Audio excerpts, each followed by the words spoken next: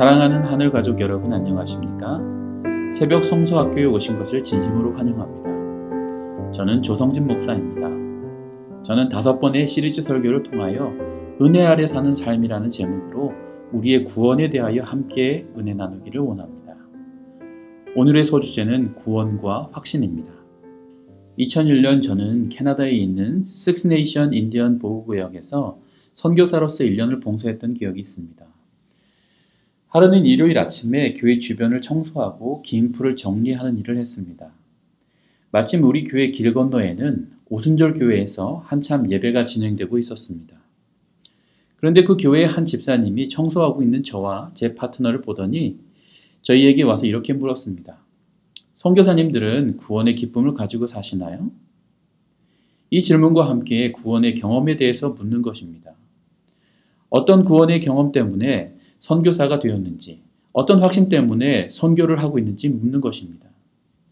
짧은 시간이지만 이 질문을 듣고 제 삶을 뒤돌아보았습니다. 어떤 경험이 저를 선교사가 되게 했는지, 어떤 경험이 저를 교회에 있게 했는지, 어떤 확신 때문에 하나님의 종이 되려고 하는지, 그리고 어떤 구원의 기쁨 가운데 살고 있는지. 저는 이 질문에 답하는 것이 그리 쉽지 않다는 것을 알게 되었습니다. 왜냐하면 구원의 경험과 뜨거움은 있었지만 그것은 과거의 일이고 그 기쁨이 그 당시까지 계속해서 이어지지는 않았기 때문입니다. 과거의 한 번의 뜨거움의 경험, 과거의 한 번의 구원의 경험이 계속해서 구원의 기쁨 속에서 살도록 하지는 못한다는 것을 깨달았기 때문입니다. 그래서 오순절 교회 집사님에게 아쉽지만 제대로 된 답을 하지 못했습니다. 그런데 저의 이 경험은 비단 저만의 경험이 아니라는 것입니다. 교회 안에 있는 많은 분들이 이와 같은 고민이 있습니다. 때때로 교회에서 이런 질문을 받아보신 적이 있으실 것입니다. 여러분은 구원을 받으셨습니까? 여러분은 어떻게 답하시겠습니까? 만약 여러분이 자신 있게 답하셨다면 무엇이 여러분으로 하여금 자신 있게 답할 수 있게 했나요? 아니라면 무엇이 여러분으로 하여금 멈칫멈칫하게 하는 것일까요? 오늘 저는 여러분과 함께 이 문제에 대하여 성경을 통하여 답을 찾고자 합니다. 먼저 결론적인 이야기부터 하고 시작할까요? 우리의 구원은 우리의 선행에 기초하는 것이 아닙니다. 우리는 믿음으로 말미암는 구원에 대해서 너무도 잘 알고 있습니다.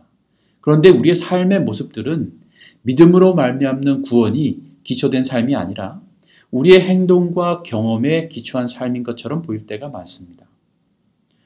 우리는 나면서부터 죄인이지요. 어린아이가 막 태어났다고 생각해 봅시다. 이 아기는 금방 태에서 나와서 아무것도 하지 않았고 단지 살기 위해서 첫 본능적인 행동인 울음을 터뜨렸습니다. 이 모습을 볼 때 사람들은 모두 기뻐합니다.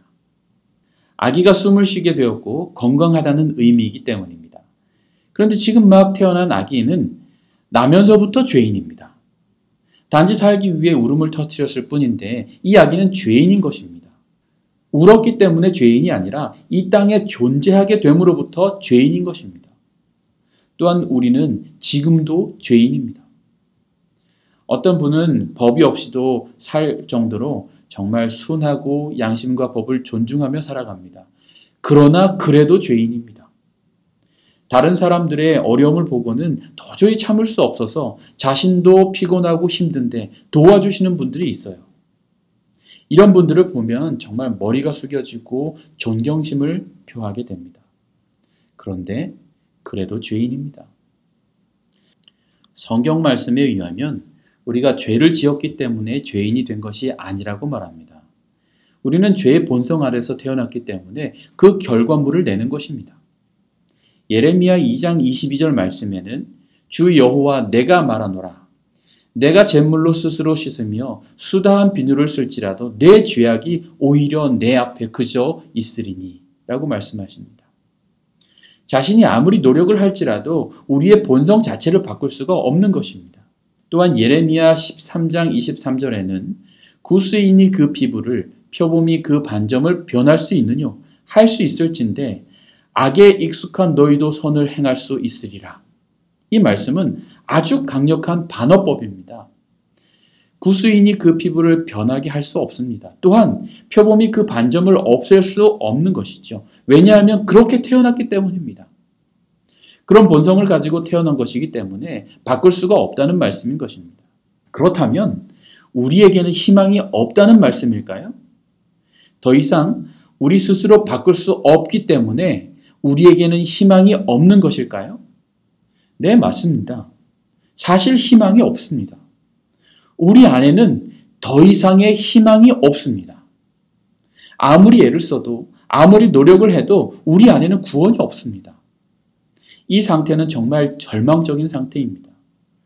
아무런 희망이 없을 때 우리는 절망을 느끼게 되지요. 어떻게 해도 현재 상황을 바꿀 수 없을 때 절망과 좌절을 느끼게 되는 것입니다. 이런 현상은 여기에서만 그쳐지지 않고 우리의 구원의 확신에도 영향을 미칩니다. 우리가 우리 안에서 스스로의 힘으로 만들어내는 선함을 찾기 때문에 구원의 확신을 가질 수 없다는 것입니다. 앞서 말씀드린 것과 같이 구원은 우리의 선행을 기초로 한 것이 아닙니다. 제가 성경에서 제일 좋아하는 이야기를 통해 여러분과 은혜 나누기를 원합니다. 제가 요한복음 8장 2절부터 11절까지 있는 말씀을 읽어드리겠습니다. 아침에 다시 성전으로 들어오시니 백성이 다 나아오는지라 앉으사 저희를 가르치시더니 서기관들과 바리새인들이 간임 중에 잡힌 여자를 끌고 와서 가운데 세우고 예수께 말하되 선생이여 이 여자가 간음하다가 현장에서 잡혔나이다. 모세는 율법에 이러한 여자를 돌로 치라 명하였거니와 선생님은 어떻게 말하겠나이까? 저희가 이렇게 말하면 고소할 조건을 얻고자 하여 예수를 시험함이로라. 예수께서 몸을 굽히사 손으로 땅에 쓰시니 저희가 묻기를 마지 아니하는지라. 이에 일어나 가라사대 너희 중에 죄 없는 자가 먼저 돌로 치라 하시고 다시 몸을 굽히사 손가락으로 땅에 쓰시니 저희가 이 말씀을 듣고 양심의 가책을 받아 어른으로 시작하여 젊은이까지 하나씩 나가고 오직 예수와 그 가운데 섰던 여자만 남았더라.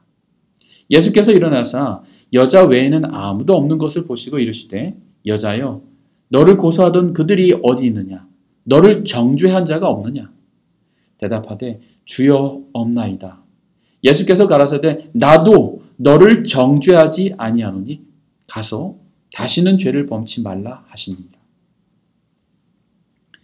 한글 성경은 이 상황을 현장에서라고 완곡하게 표현했는데 영어 표현은 좀 더 적나라하게 표현을 하고 있습니다.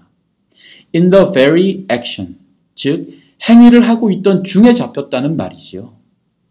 그리고 대중 앞에 끌려 나왔습니다. 그 행위가 진행되던 중에 끌려 나왔기 때문에 사람들이 이 여인에게 은혜를 베풀어서 뭔가 가릴 것을 주었을 리가 없다는 생각이 듭니다. 본문 가운데 나오는 상황을 좀 살펴보겠습니다. 이 여인이 잡히던 시기는 유대인의 명절이었던 때입니다. 초막절 명절에 이 일이 있었는데요. 초막절이라는 것은 유월절이 지나고 대속절이 지난 후에 행해지는 절기입니다. 그래서 초막절에는 언제나 즐거움이 있습니다. 이 즐거움이란 대속죄일이 무사히 지나간 것은 자신들의 모든 죄가 하나님 앞에서 모두 도말되었다는 것을 의미하기 때문에 얻게 되는 즐거움이었습니다. 그런데 이런 초막절의 즐거움 가운데 예수께서 백성들에게 하나님의 말씀을 가르치고 계셨습니다. 한참 백성들을 가르치실 때에 유대인들의 관원들이 간음 중에 잡힌 한 여인을 예수님 앞에 끌고 온 것이지요. 시대의 소망 463페이지를 보면 이때의 시간이 아침이었다라고 말하고 있습니다. 초막절 명절 아침에 그들은 이 여인을 정말 인정사정 없이 예수님 앞에 내동댕이 쳤습니다. 그녀는 아무것도 잊지 못한 채 예수님 앞에 끌려왔습니다. 정말 수치스러운 일이 아닐 수 없지요. 죄악의 도말로 모두가 즐거워하고 있는 그 시간에 이 여인은 간음을 하고 있었습니다. 모두가 죄의 도말과 그 기쁨으로 충만할 때 이 여인의 죄된 삶은 여전히 진행형이었다는 것입니다. 그래서 끌려 나왔으니 백성들 앞에서 얼굴도 들지 못했을 것입니다.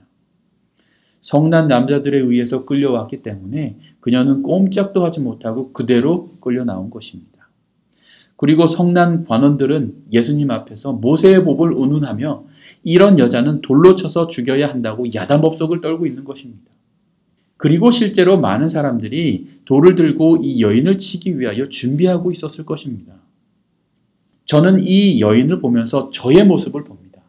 벌거벗겨졌다는 느낌은 실제로 옷이 벗겨져야만 느껴질 수 있는 감정은 아닙니다. 자신의 숨겨진 의도와 죄된 생각들이 아무것도 그것을 가려주지 못하는 상황에서 우리는 이 여인이 느꼈던 것과 같은 똑같은 감정을 느끼지 않겠습니까?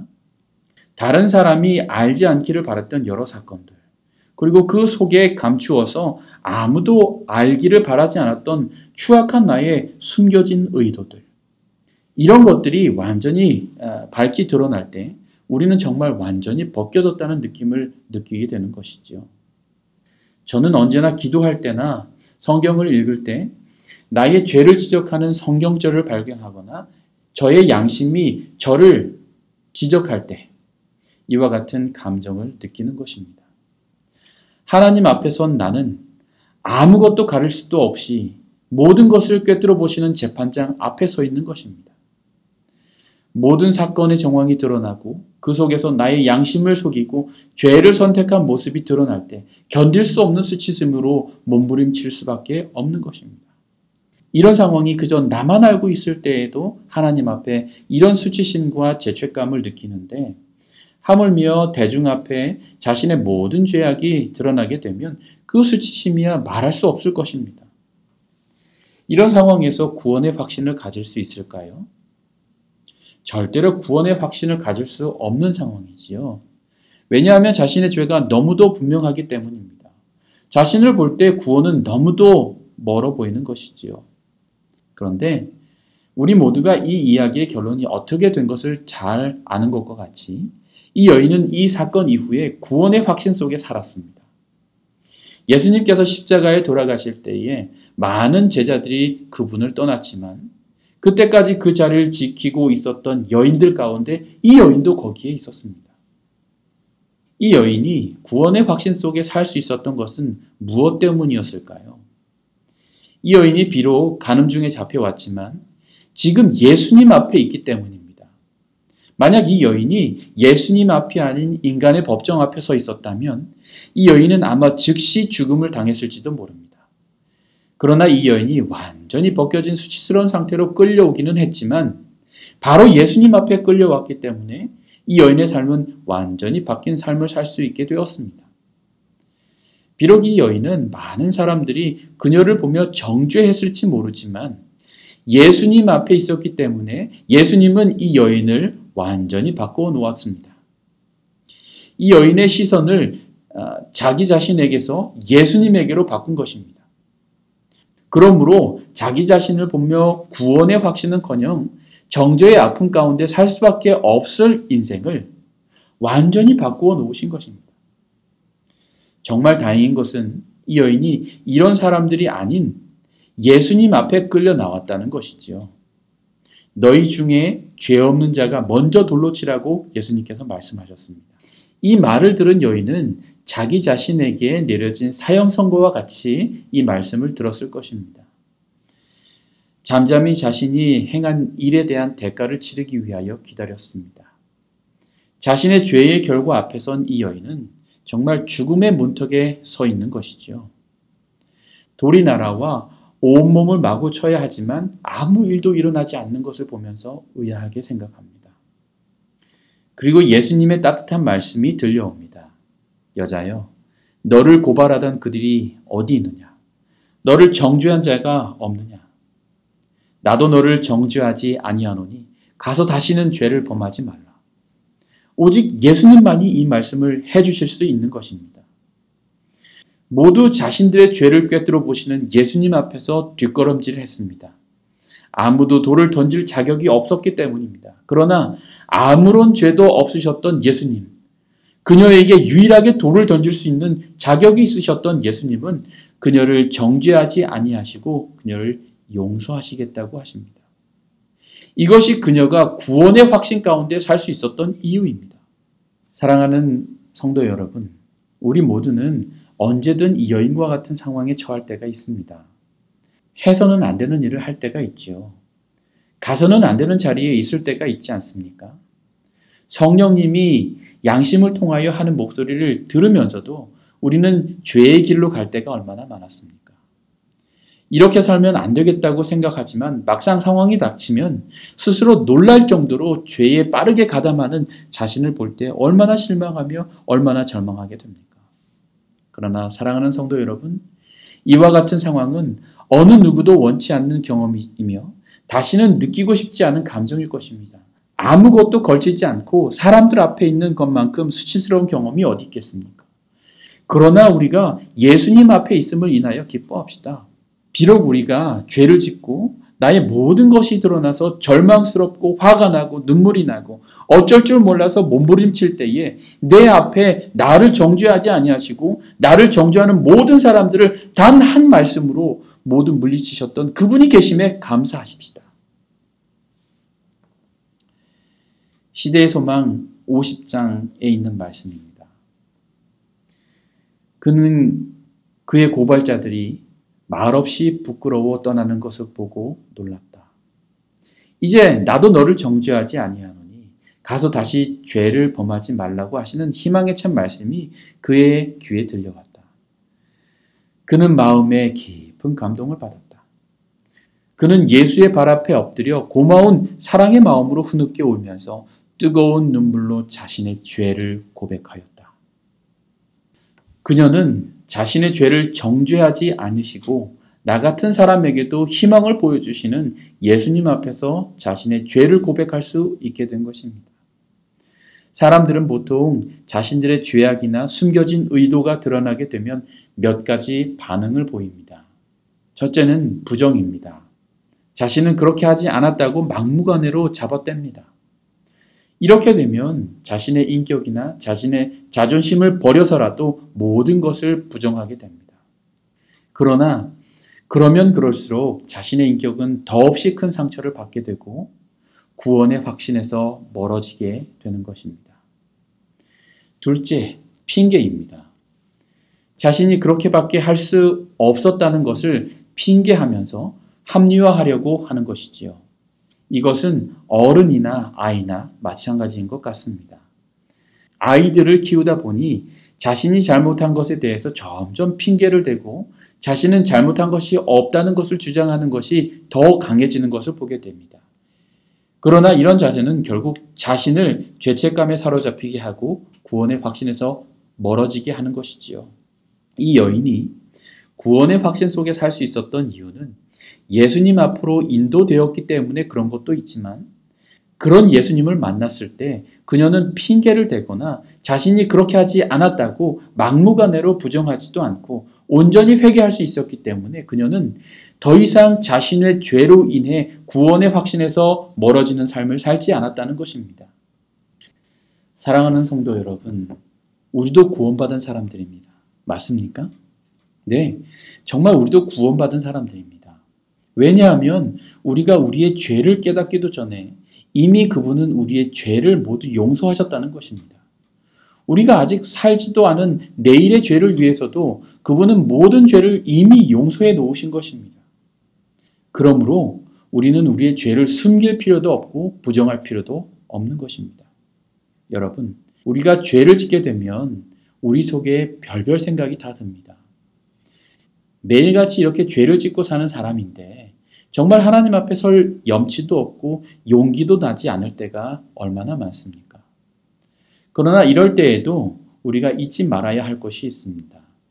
그것은 죄가 해결되는 곳은 오직 한 곳밖에 없습니다. 어디인지 아시지요? 그것은 예수님 앞입니다. 그분 앞에서만 죄가 해결되는 것입니다. 그러니 우리에게 어떤 죄책감과 염치 없다는 생각이 들지라도 그래도 예수님 앞에 가야 합니다. 그곳만이 유일하게 죄가 해결되는 곳이기 때문입니다. 오직 그곳에서만 우리의 구원의 확신을 얻을 수 있습니다. 요한복음 5장 1절부터 15절에는 38년 된 병자의 이야기가 있습니다. 양문 옆에서 38년 동안 연못이 움직이기만을 기다렸습니다. 이 양문은 양쪽으로 열리는 문이 아니라 제사를 위하여 양을 데리고 들어가는 문입니다.